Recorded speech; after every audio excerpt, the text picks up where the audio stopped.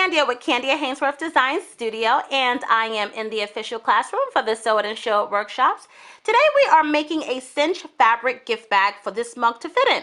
Now I sell these mugs in my studio and they come in a Cinch fabric gift bag that we are making today. Here's what we're going to use. 2 coordinating fabrics, 2 ribbons. Now to use 2 ribbons, that's really optional. You can do this project with 1 ribbon, but I am actually making this into an order, so I'm going to be using 2 coordinating ribbons, and we're going to need straight pins, scissors, quilt pins.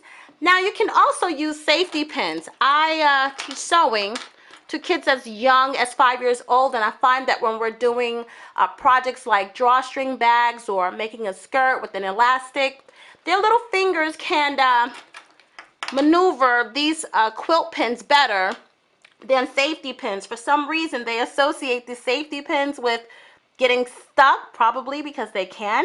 Whereas with the quilt pins, it's more sturdier, they're larger, and they can just pull it through the casing. So I have a lot of those here, so we're using quilt pins, but once again, you can use safety pins. You're going to need a marker, an iron board, and your sewing machine. Now, this project can be done using a hand needle and thread. So if you don't have a sewing machine, you still can do this project. Let's get started. So first you need to decide what size your Cinch fabric gift bag is going to be. I am putting this mug inside of this gift bag, so it needs to be 22 inches by 24 inches. Okay, this mug is about 4.5 inches high and it's about 6 inches wide. So we need it to cover, once it's cinched, we need it to cover it entirely. But you might not need a gift bag that's that large, especially if you're just putting a bangle or candy inside of it. But ideally, you can make these cinch bags any size that you want. So if you have a ruler or if you have a yardstick or a measuring tape, you want to grab that so you can measure both of your coordinating fabrics according to the size that you want. Once you do that, you want to mark out your length, which I have already done, and you want to cut both fabrics according to the measurements that you prefer. Then take both of your fabrics to the iron board and press them. So after you finish pressing your fabric, you want to lay them right sides together. So this doesn't matter which side I lay it on because it's a white fabric. But this one, it's going to be the nice side down, or some refer to it as the pretty side, but it's the right side down actually, and the wrong side up. Then before you actually pin it entirely in place, I suggest you mark out your fabric. Remember, this is a beginner's project. So once you get the hang of how to measure and pin and all of the things that you need to do to make projects, you won't have to do these little steps, but I suggest just putting a few pins around towards the center. And what's going to happen is next we're going to mark out the fabric. And this is going to be your outline or your trace line or your stitch guide line. So this is what your stitch guideline is going to look like. Okay, so remember we put those pins towards the middle. We can actually take those out now. We're not going to need those. But remember we had a stitch guideline that we were creating, and I just want to show you what that looks like. Now I used a marker, but you can use chalk or pencil or water soluble marker, but I wanted to use a marker that you could really see on the camera. Next, I want to show you what we did here. This little mark here is going to be a reminder of this is the area that I'm not going to sew, and this is where I'm going to start, and then I'm going to go all the way around. If you notice here, you'll see 2 lines here. Don't pay attention to that because that's just a mistake. This reminds me that I made a mistake and I am to stop and pivot and turn the sewing machine at this point and not continue to go. Because if I continue to go, I missed the fabric. So that's why I had to measure again. Okay, so this is just a little reminder mark, and then once I stop and turn, I'm going to continue to sew all the way up this way and around and around. Okay, and then I'm going to come all the way back like so. And then I'm going to be here. I'm going to come out and then I'm going to come and sew this way. So I'm going to come this way, stop, pivot the fabric, and come sew this way. So I'm not going to sew on here because this is going to be my opening and it's going to allow me to turn the fabric right side up. Okay, I have my fabric on the machine, my presser foot down, my needle in place. But I wanted to be clear on exactly how we are going to use the stitch guideline.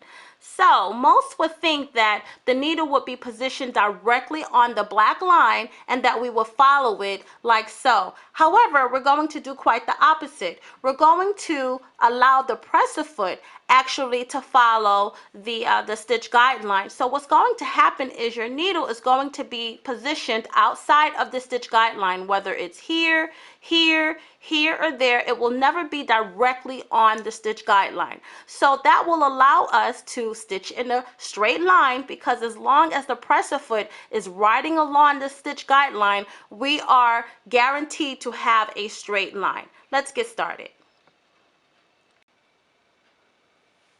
Okay, so let's get ready to stitch. I just wanted to show you once again that we are going to follow the stitch guideline with the presser foot. So we're going to start there. I'm going to put the needle back into the fabric, and then we're going to stitch just past this line so that the presser foot is going to be riding along that stitch line. So we're going to stitch straight down just past that line. And then I'm going to leave the needle inside of the fabric, lift the presser foot up, and I'm going to rotate the fabric, which is called pivoting. And then when the presser foot is down, you'll see, or I'm not sure if you can actually see that, you'll see that the line is outside of the presser foot, and I'm just going to stitch a straight line until we get to the next corner. First, I'm going to take out the pin because I am approaching it.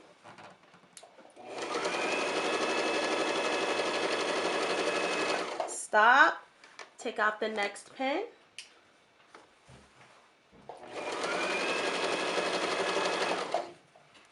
And I'm almost at that corner that I made a little reminder for myself. And I'm there. I'm going to lift my presser foot up, rotate the fabric, and then my presser foot is going to be down. So now I'm noticing that I'm a little close to that line. I can continue to go, or I can continue to leave it that way. But I'm going to raise my needle, lift the presser foot up, and I'm going to move the fabric. Because if we are a beginner, then we want to use all the tips that we can, and this this stitch guideline is a tip, and it's a help line actually to help us stitch in a straight line. So once again, that stitch guideline is outside my presser foot.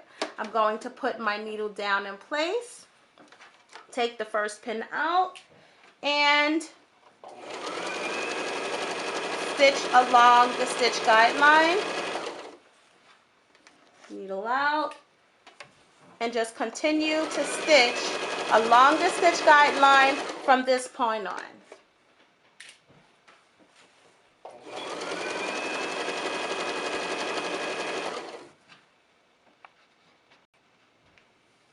Okay, so I am coming along to completing the stitching for this cinch bag, at least the right sides together. And I'm just wanted to show you that I am about to approach that indentation line that we have there. So I'm going to take out my needle, my pins rather, and just let that presser foot ride alongside that stitch guide.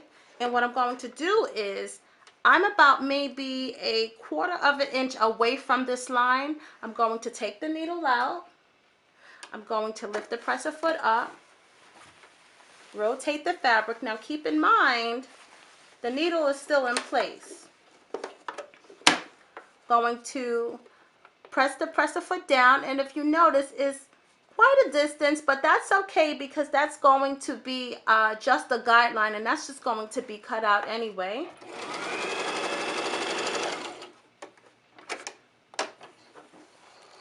You take it off the machine. So now you should have something that looks like this. Okay, now that we've used the stitch guideline to cut away the excess fabric, it should look something very close to this. And remember, we didn't touch this area, but we just cut away all the excess. Now we want to snip those corners. And let's see if we could get a close up. Okay, so your stitch guideline is here. I'm sorry, your stitch line is here, and we just want to chop off just before the thread. Okay? And that's going to help. Let's see if I could do this without. I'm holding the camera. Let's see. Yes. So we're going to do that all on all four corners, but we're just going to make sure that we don't cut the thread. Okay, so now you're going to turn your fabric right side out. So you're just going to place your hand inside that opening and turn your cinch bag right side out. You're going to poke out those corners. And then you're going to take it to the iron board once you have it pressed flat with your hands. And to do that, you just simply lay it out and press it flat like so with your hands. And then you're just going to take it to the iron board and you're just going to press those wrinkles out.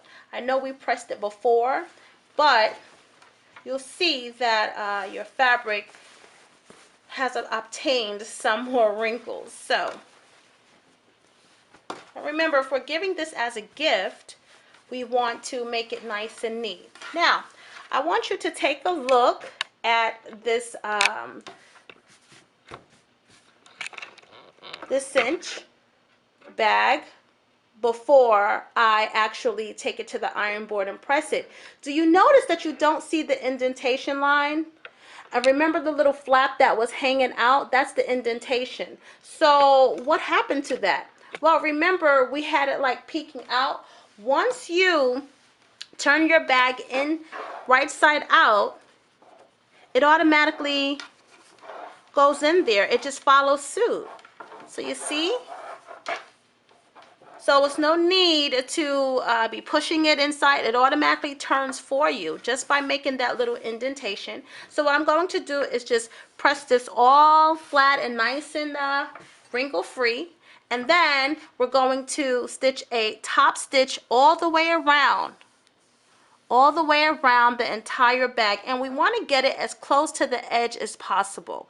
We're not going to mark this part of the fabric because it's going to be seen, and if you have a situation where the customer's on its way to pick up your the gift item, or you're pressed for time, you don't have time to wash this over. So using a water-soluble marker or pencil would not be a good idea if you are relying on the person not seeing the actual mark line, which is what we usually don't want. So once again, after we press it in place, we're going to start with pressing that flap closed. We're just going to stitch a line, a top stitch, as close as possible to the edge all the way around.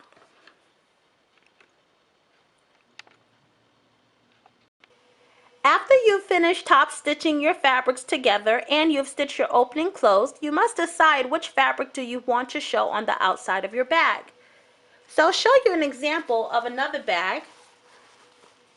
So you see this fabric is the outside, and then this fabric are the petals. Okay, so for my bag, I would like the white side to be the petals, and I would like the green print side to be the bag. If you want that to happen like that, then your fabric that you are going to be seen as the bag needs to be right side up, and your petals need to be right side down. The finishing size for this square is 20 inches wide by 20.5 inches long. And if you remember, we started out with the square pieces that were 22 by 24.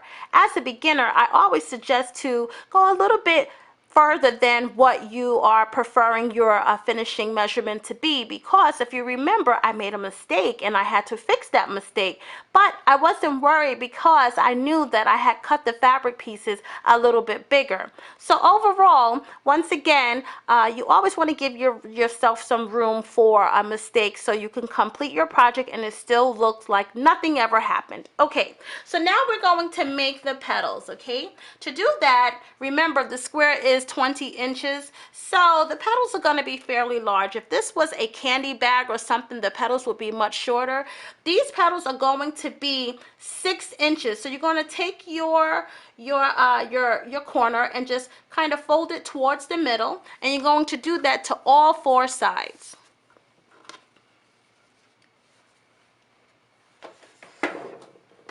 And to be sure of your measurements, you want to use your yardstick or your ruler to kind of measure them, just to make sure that you have petals that are going to be approximately the same size.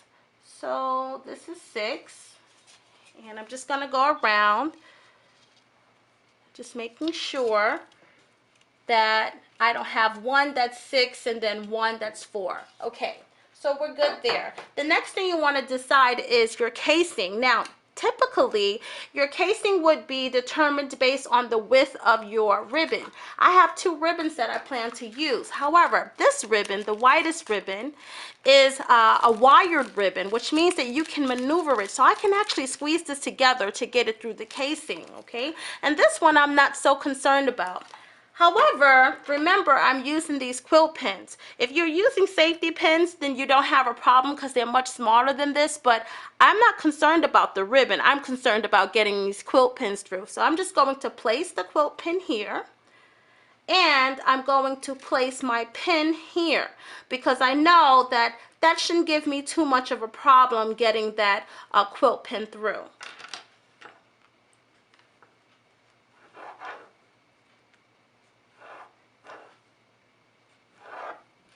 So then I'm going to stitch a line like so according to where the pins are. I'm going to do that to all 4 squares. However, I'm also going to take a pin and I'm going to put it right here just so I can kind of know where I'm going to stop my machine. I'm going to rotate the fabric and I'm going to continue a stitch line all the way around. And then there's going to be another pin here.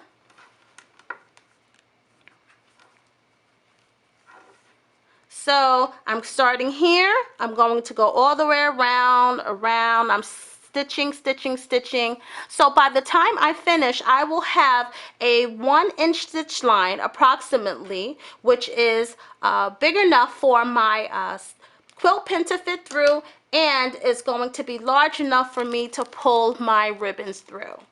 Make sure that you do that to all 4 sides of your corners, plus you want to add your pins here. And once again, this is not to hold the fabric in place. This is actually to help you. And remember, we like all the help that we can get to make our projects complete and neat.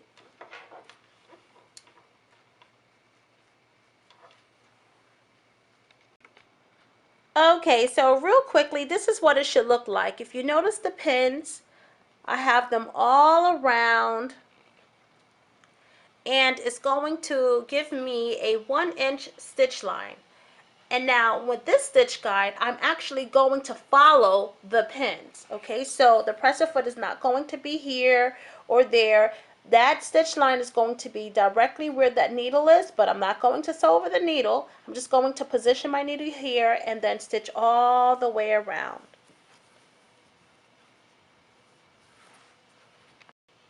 So I'm approaching stitching the last petal, and I am just going to lift my presser foot up so I can rotate the fabric. And I've already taken the first pin out, and I'm just going to stitch down to that needle, take my pin out,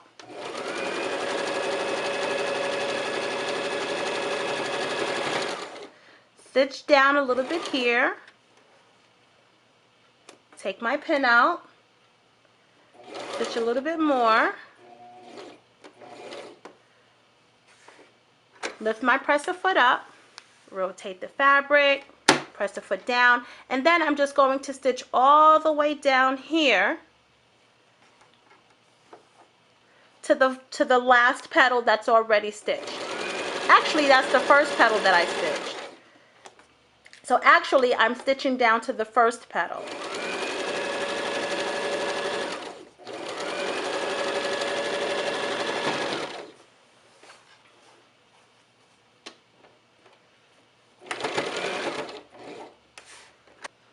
Okay, so here is what it looks like. You have these little flaps here. These are your petals. It's all stitched in place. You have your casing. Okay, now we are ready to thread it with your ribbon. Okay, now remember, I'm using a quilt pin, but if you're using a safety pin, you are fine. Simply poke a hole or pierce the hole with your safety pin, and you want to put it through your casing and just feed it through.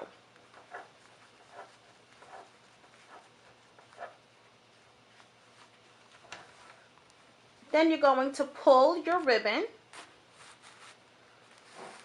like so.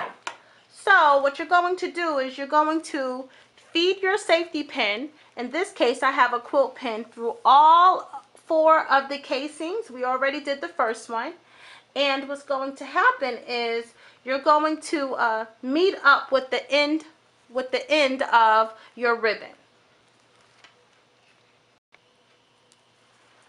So we're taking the coordinating ribbon on a second ribbon, and remember, this is purely optional. You don't have to use 2 ribbons. I'm just using 2 ribbons as a decorative touch, but this looks just as good with 1 ribbon at the same color. You don't have to use 2 coordinated ribbons. Anyways, I am just going to complete all 4 sides until I come back to where we started and the ends meet up.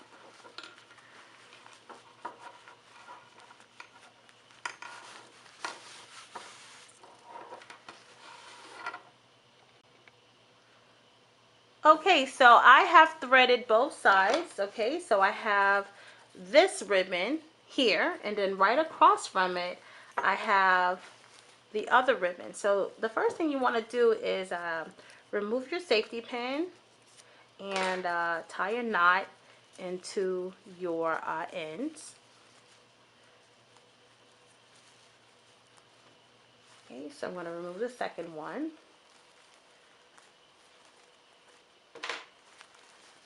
Tying a knot.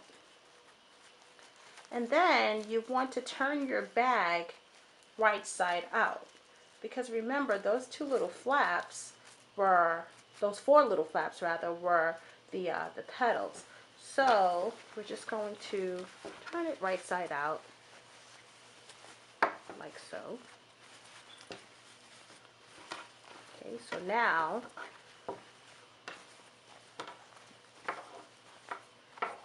the fabric that I wanted to be the bag is exactly the way I wanted it to be. And to make this come alive, you just want to simply pull it together, cinch it, like so.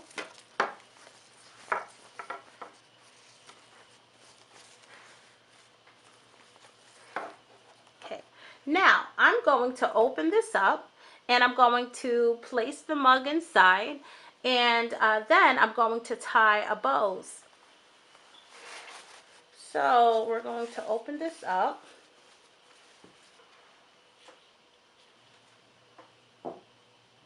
Place the mug inside. And remember, I wanted it to cover the mug entirely, and it does. I'm going to lift it and cinch it together simply by pulling both ends of the petals. And then I'm going to tie both of the ribbons together. Now remember, they still have those knots.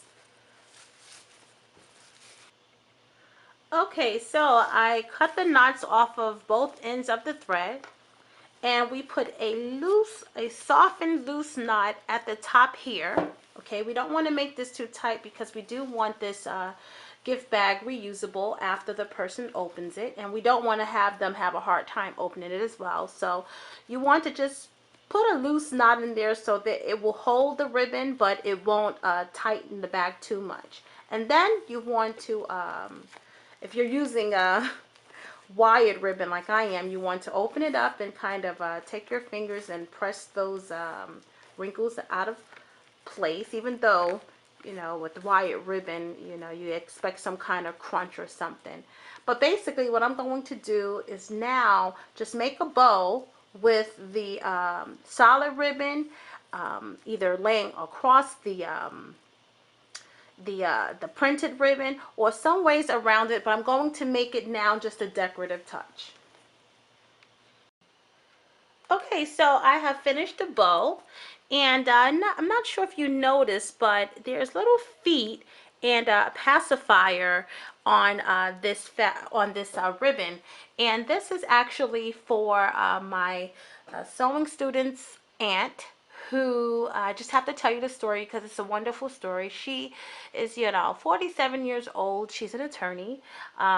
She actually started her firm, actually sold her house, actually, from what I understand, moved into an apartment or something, and started a firm, and decided that she always wanted children of her own. And you know, sometimes you don't always meet the right person, but anyways, she medically made a decision to get pregnant medically, and she is now is the proud mother of a bouncing baby boy.